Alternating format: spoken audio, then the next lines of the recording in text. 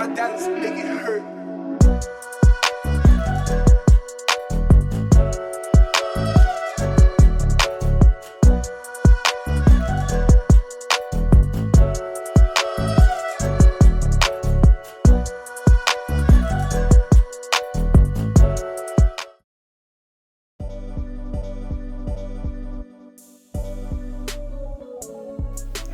The microscope is an instrument that produces enlarged images of very small objects, allowing the observer an exceedingly close view of minute structures at a scale that is convenient for examination and analysis.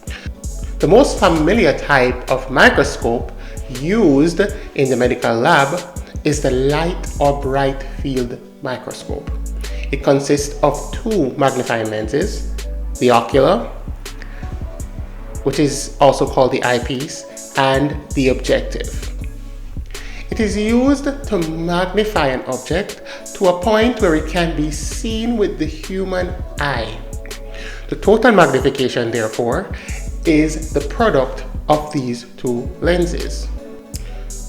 So, for example, normally the magnification of the ocular is times 10, and the magnification of some scanning objectives is times 4. So if you are viewing something using a times 4 objective with a times 10 ocular, the total magnification of what you'll be seeing would be times 40. Magnification units are in terms of diameters. So times 10 means the diameter of an object is magnified to 10 times its original size. The object itself or its area is not magnified 10 times, only the diameter. Because of the way light travels through the compound microscope, the image is seen as upside down and reverse. It is the same way that the human eye works. The image we see, when our brain interprets it, is right side up. But when it is focused on the retina of our eyes, it is upside down. So the left side appears as the right, the bottom as the top, and vice versa. So this should be kept in mind when one is moving the slide or object to be observed, if you are privileged to use a microscope. As with magnification, resolution is a basic term in microscopy. So in microscopy, resolution indicates how small and how close individual objects or dots can be and still be recognizable. From a practical standpoint, the resolving power is the limit of usable magnification. So if you further magnify two dots that are no longer resolvable, that would be referred to as empty magnification, and will result in a dumbbell appearance. Another very important term encountered in microscopy is numerical aperture. This is a quantitative expression of the light gathering ability of a microscope's objective, which is a measure of the number of highly diffracted image-forming light rays captured by the objective. This is also referred to as NA. So, if you have higher values of NA, it will allow increasingly oblique rays to enter the objective front lens, producing a more highly resolved image. So, as you increase NA, objects can be positioned closer and still be distinguished from each other. In other words, the greater the NA value, the greater the resolving power of a lens. So any lens that has a constant rated NA, this value would depend on the radius of the lens itself and not the focal length. And focal length here is the distance from the object being viewed to the lens or the objective. But if you decrease the amount of light that is passing through the lens at any given point in time, this will decrease the NA value. So this becomes important when we are talking about adjusting the microscope, so that proper light adjustments and things like that will cause you to have the best resolution, the best magnification, so that it will aid you to see things more accurately. We have several objectives with several different magnifications. So we have scanning objectives, which are normally ×4, ×10. You have ×40, which is high power. And you have oil immersion, which is ×50 in some cases, and you have oil immersion that is ×100 usually, right? So each of these objectives have a very specific NA value. So for the ×4, the NA value is 0.1, ×10, the NA value is 0.25. The bigger the magnification here, you're seeing that the NA value is increasing. The concept of magnification has long been known as far back as the 13th century. But the credit for the invention of the compound microscope would go to Hans Janssen and his son Zacharias Janssen and Hans Lippershey, who were Dutch, and they were renowned for making eyeglasses. So the first representation of a compound microscope was drawn in 1631, and it clearly showed an eyepiece and an objective lens. This magnificent invention, it comprised of wood and cardboard, and it was often embellished with polished fish skin. They couldn't really find anything better at the time, but that was the best materials they could find, which could give them the best result that they were looking for. So this inspired many scientists at the time to bring the work even further, right? So we're seeing where it became very popular in the mid 17th century, and it was used by Robert Hooke, which was an English natural philosopher, to present demonstrations for the Royal Society. And I must say that these demonstrations still can be found there, and it is credited to be the oldest national scientific society in the world and the leading national organization for scientific research promotion in Britain. Interesting fact. These presentations by Hooke started in 1663, which led to the publication of his perspective of microscopy in plants and small insects such as fleas and lice, titled Micrographia. Interesting to note that it is in this publication that he coined the term cell. So this fueled further inspiration for persons such as Antoine van Leeuwenhoek, who began his pioneering observation of freshwater microorganisms in the 1970s by using his views of Hooke in Micrographia. So Antoine van Leeuwenhoek constructed postage stamped size microscopes by hand, and his best works at the time could resolve at around 0.7 micrometers, which was very impressive for what was available to them at the time and the technologies and the advancements that were available. So using this simple microscope, he effectively established the field of microbiology in the year of 1674. And single lens microscope remained popular until the 1850s.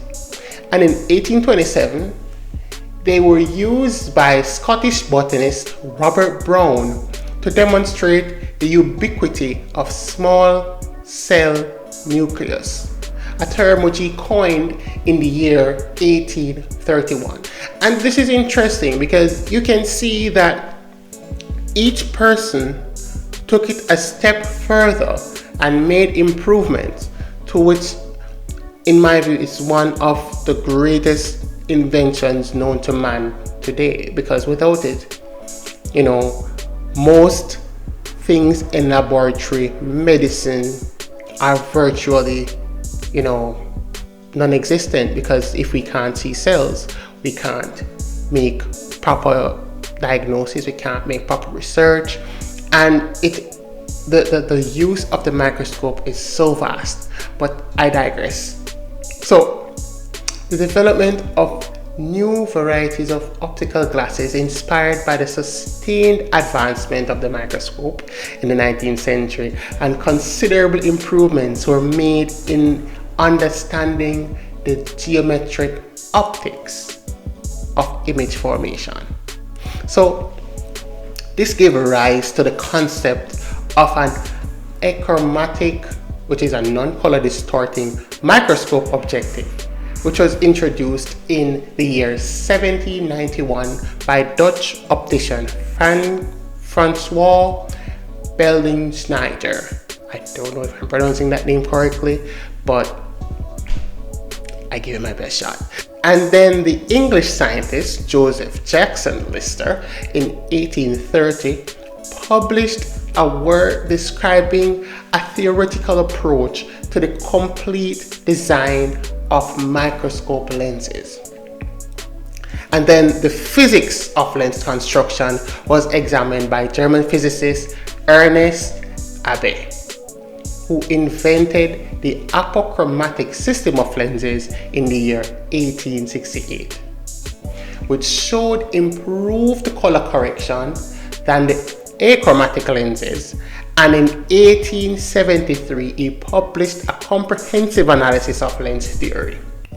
Light microscopes that were produced in the closing quarter of the 19th century reached the effective limits of optical microscopy, and subsequent instruments such as the phase contrast microscope, interference microscope, the cofocal microscopes solved specific problems that had arisen during the study of specimens such as living cells. So we are appreciative of these pioneers that made it possible for us to have such a beautiful instrument today.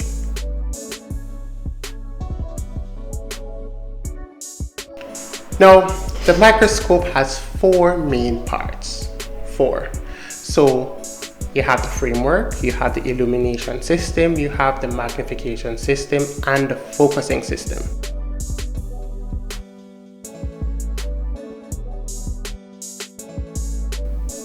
Now, the framework is pretty straightforward. It consists of the base, which is firm, usually horseshoe shaped, and it is on the base which the microscope rests. You have the arm, which is the structure that supports the magnifying and adjusting systems. It is also the handle by which we carry the microscope. It can be carried without damaging the delicate parts. So this part is very important because we do not want to damage our microscope. And we have the stage, which is the horizontal platform or the shelf on which the object being observed is placed. So most microscopes today have a mechanical stage, which makes it much easier to manipulate and move while viewing objects. Now we move on to the illumination system.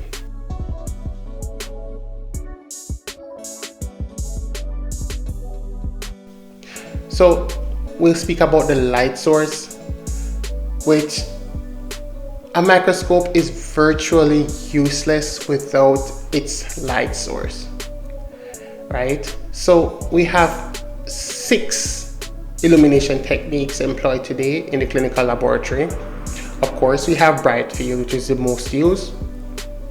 Then we have phase contrast. Then we have interference contrast. Then we have polarized and compensated polarized. We have fluorescence, and we have dark field. Each of these lighting systems are used for a specific task, and they can be used to give exceedingly great results depending on the examination that you're doing. The illumination system begins with the source of light, and it is most often a built-in light source or bulb. The bulb is turned on and off with a switch, or in some cases it uses a rheostat, which turns on the bulb and adjusts the intensity of the light. The light intensity can also be controlled by a dimmer switch or slide, ensuring that both adequate illumination and comfort is achieved when viewing objects on the microscope. When there is a separate on and off switch, it preserves the light of the bulb. And additionally, case in point, when we are turning off the microscope, it is good to dim the bulb before we turn it off. That preserves the life of the bulb, and it preserves the integrity of the light that comes from the bulb over time. So we want proper alignment for the microscope, and this is important because the bulb, if it is not positioned properly, the alignment will be off. And proper alignment means that the parts of the microscope are adjusted so that the light path from the source of the light through the microscope and the ocular is physically correct. And microscopes are designed in such a way that the bulb filament is centered. Normally it's a tungsten or tungsten halogen, but we want the light source to be centered and installed properly. Generally, microscopes use a substage Abbe type condenser. Its purpose is to direct and focus the beam of light from the bulb onto the material under examination. This condenser is a conical lens system consisting of two lenses with the point planed off. The condenser positioned is adjustable. It can be raised or lowered beneath the stage using an adjustment knob. It can be positioned to focus the light correctly on the material being viewed. When it is correctly positioned, the image field is evenly lighted. This is important. So when the microscope is properly used, the apparent NA of the condenser should be equal or slightly less than the ranked NA of the objective being used. So the apparent NA or the actual NA of the condenser can be varied by changing its position, and we achieve this by using the adjustment knob, of course. So the condenser must be positioned and adjusted with each objective used to maximize the light focus and the resolving power of the microscope. When the apparent NA of the condenser is decreased below that of the rated NA of the objective, contrast and depth of field are gained and resolution is lost. This manipulation is necessary in the clinical lab when we are using wet preps or unstained preparations that are being observed, such as urine sediments and wet preps from vaginal swabs.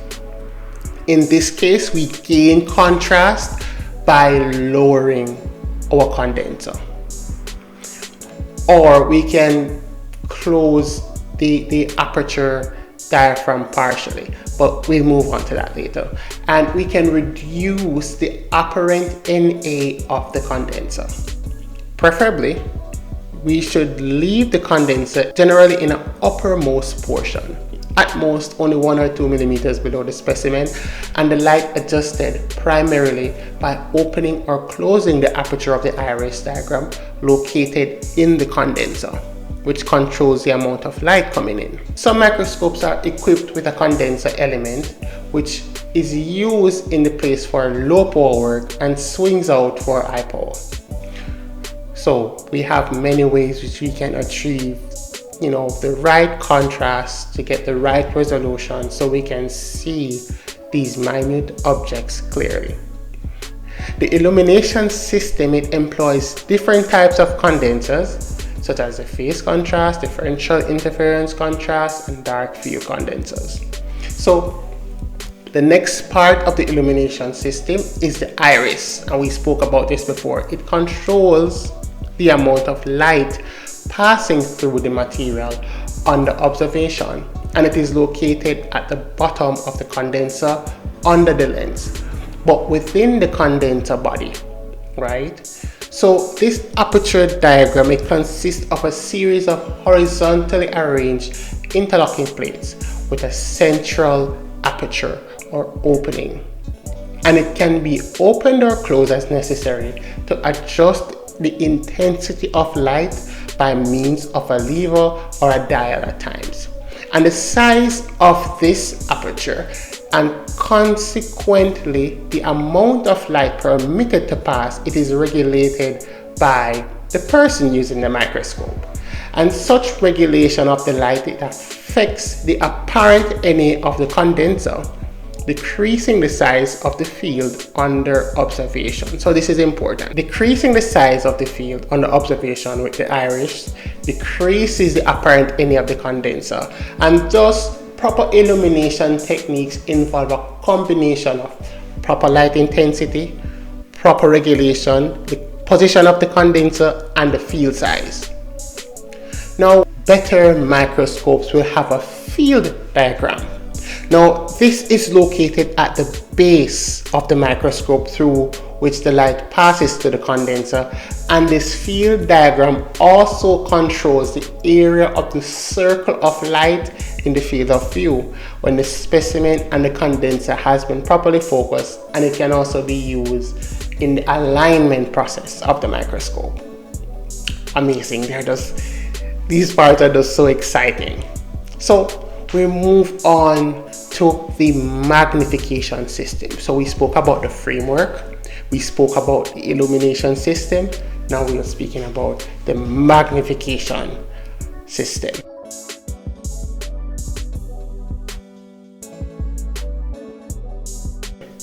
So we begin with the ocular, the eyepiece. Now, this is a lens that magnifies the image formed by the objective, and generally, as said before, the ocular is normally times 10.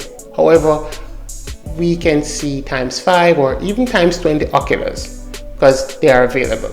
Most microscopes though have 2 oculars and are called binocular microscopes. Some microscopes only have 1, and those 1 ocular microscopes are called monoocular microscopes. But generally, in the medical lab, we use binocular microscopes. Now, the magnification produced by the ocular, when multiplied by the magnification produced by the objective, gives the total magnification of the object being viewed, as said before. Now, the distance between the 2 oculars is the interpupillary distance, and you adjust this depending on how far away your eyes are. And most microscopes are adjustable for if your eyes are closer together, you can bring the ocular close. If they're further, or if you have a larger face, you can bring them wider. So the interpupillary distance is adjustable.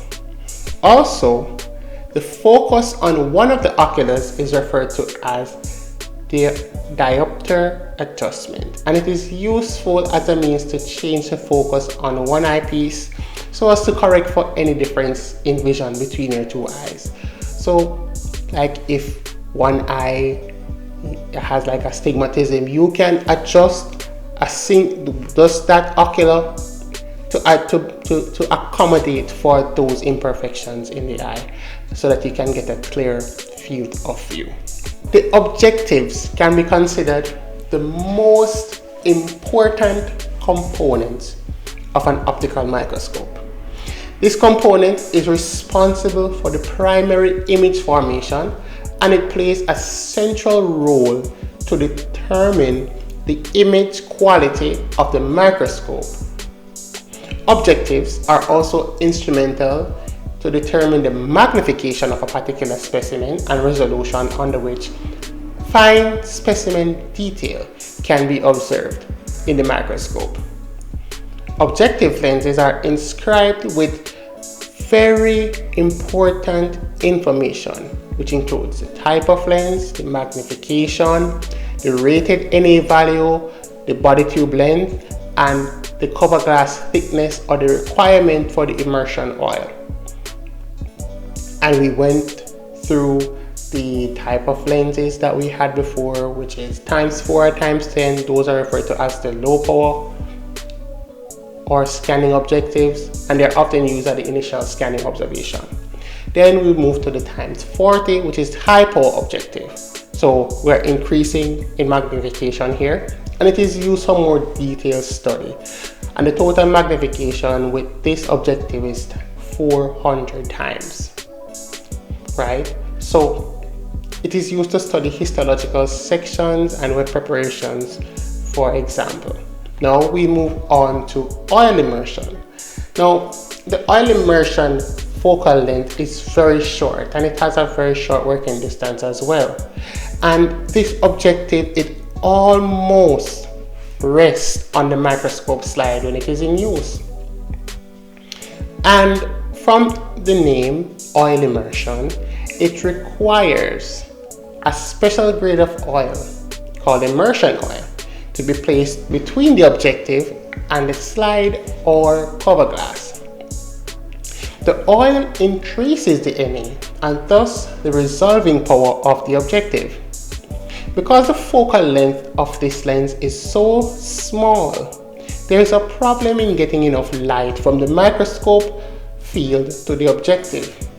So the light travels through air at a greater speed than through glass, and it travels through immersion oil at the same speed as through glass. Thus, to increase the effective NA of this objective, oil is used to slow down the speed at which the light travels, increasing the gathering power of the lens.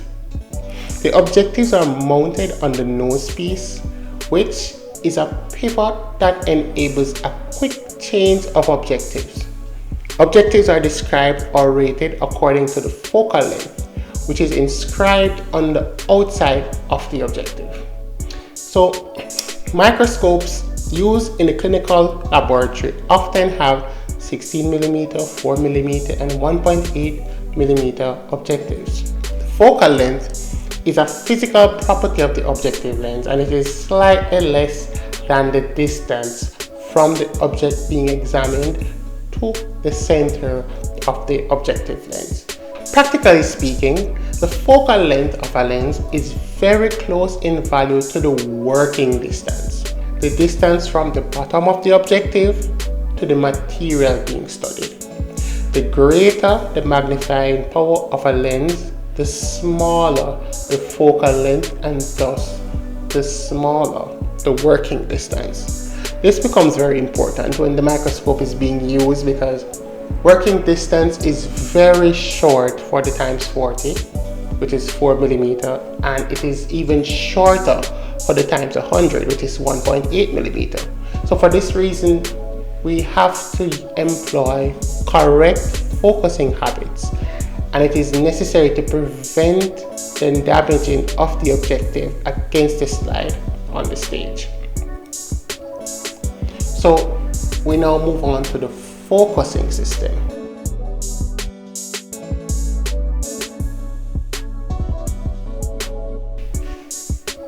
Oculars are an important component of the focusing system.